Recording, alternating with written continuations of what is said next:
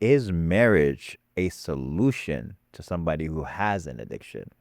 Someone is young, they're addicted, parents find out, they're, oh my God, you know what we need to do? We need to get him married. Let's go and get him married. Or maybe he himself is like, you know what? I need to get married. I need to fear Allah subhanahu wa ta'ala, and I need to marry somebody so that I have some sort of,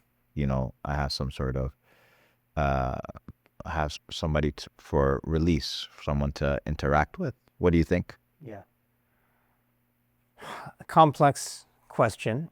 Certainly not one size fits all. I will say this.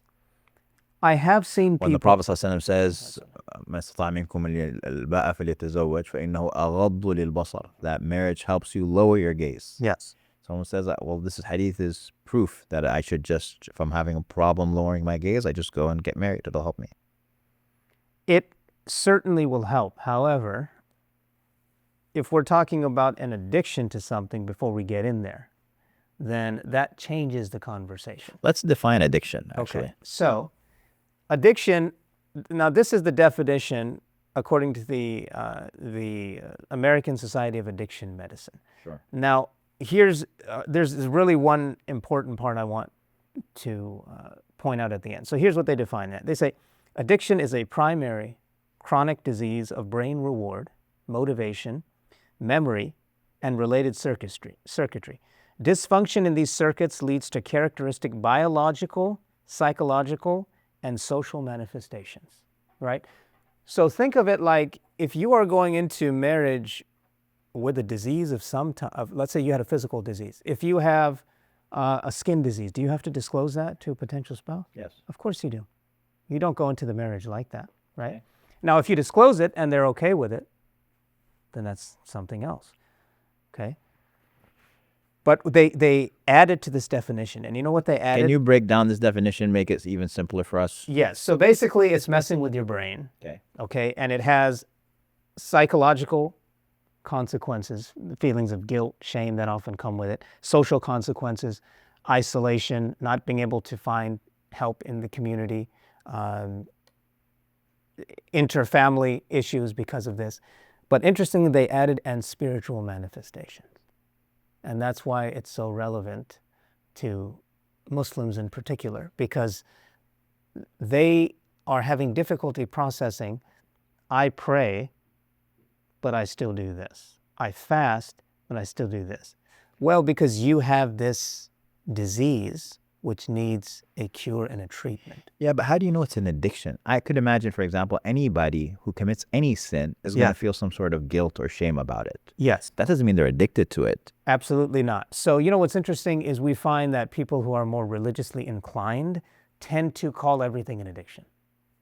So, again, and I'm not saying it's right, but they will, let's say they watched something for like 2 minutes 6 months ago and never watched, man, I think I'm addicted.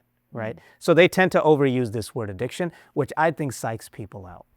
Well, that's I guess the question I'm asking, like, how do you define it? Is it like something that a person has to do every day, then it becomes an addiction? Is it something like, I remember hearing once that, it might have been from you, probably from you, that and one of the ways to gauge that it's an addiction is if it impedes on like your work, it's like a person, whereas normally they would be productive, they would go and they'd go to work, they'd go and go to school. This thing is interfering with the things that they know they should be doing in their life, taking care of their family, taking care of their kids, and they don't have the choice necessarily to be doing whatever it is that they're doing. So like that becomes, okay, that's clear, that's an addiction.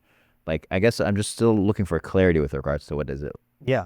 So some try to define it by time, like if you do it, whatever, 2 hours a day or 3 hours a day.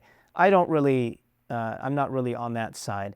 But to keep it very simple, is it impeding you from doing your sort of regular duties or major duties in life? Okay. And if you are, going to work late because you're up all night, now we might be getting there. Yeah. Right? If you are failing out of school, we might be getting to work. You're using people's credit cards. Yeah, I mean, stealing things, right? Disassociating from your family. being in isolation more and more, drastic personality changes because of extreme guilt and shame. You don't want to be around anybody, right? Withdrawing. Now we might start looking at, you know what, this person might be addicted. Oh, I guess when you tie the extreme guilt and change to personality changes, like it becomes much clearer. Like you don't see yourself as being the same because of the guilt and the shame. Correct. So we will have instances, and I've seen that somebody like very active in the community, for example, right? A role model, all other things considered, but they have this dirty little secret, and it just drives them crazy because they feel like a hypocrite. And this makes it more complex for like religious Muslims, because they, hypocrisy is not somewhere where we want to be, but that's what they feel, that they are hypocrites, because they have this little thing going on, and they try to, and it's a cycle of shame. I stop, I go back to it, I stop, yet they're doing all these other things in the community. So with your doctorate in addiction and your Sharia background and your experience being an imam, are they a hypocrite? I tend to err on the side of being more empathetic, and I don't think they're hypocrites. Is that what we should do as a community? Be more empathetic? Well, if we're looking for a solution to the problem, yes. Okay. If we're looking to keep pushing people away and not have a resolution, then we can keep doing what we're doing. When I see, What are we doing? Not much. Okay. We just kind of sweep it under the rug. Yeah, like I'm thinking of when was the last time I heard a khutbah about pornography. It's rare. I mean, it might be something that gets pulled the out. imam that was at the masjid I grew up at, that's when I heard, and people were like up in arms. Really, they were offended. Yeah, and his response was, when else do you want to talk about it? Mm. You want them to get information from somewhere else, right? Now, you can still address it. You don't have to even use the word pornography if people are not comfortable. Like, I know obviously there's etiquette in the Jummah, but you could still talk about lusts or explicit content or whatever, right? So we don't really do much of anything. But when I see somebody who is trying over and over again to stop sincerely and is unable to do it, how do we say that that person is not genuine? Their brain is hijacked. Some of these, the average age of exposure is getting younger and younger. Now it's something like 9. Yeah, I was just going to ask you, like, we know the ages of, like, when people are most susceptible, for example, to start smoking cigarettes, 12 years old, with regards to certain drugs, with pornography. When are you trying to protect people from? Really, the younger, the better, because a lot of it sometimes is accidental exposure, right?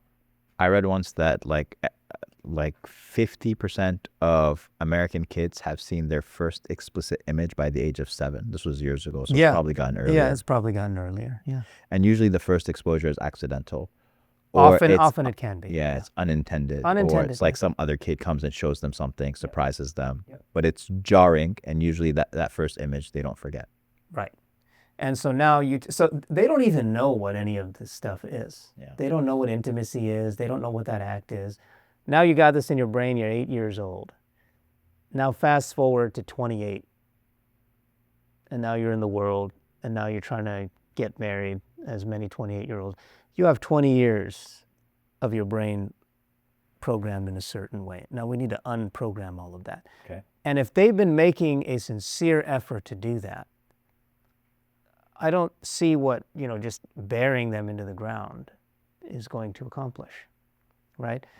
A lot of times that process has been made more complicated because there's nowhere for them to go.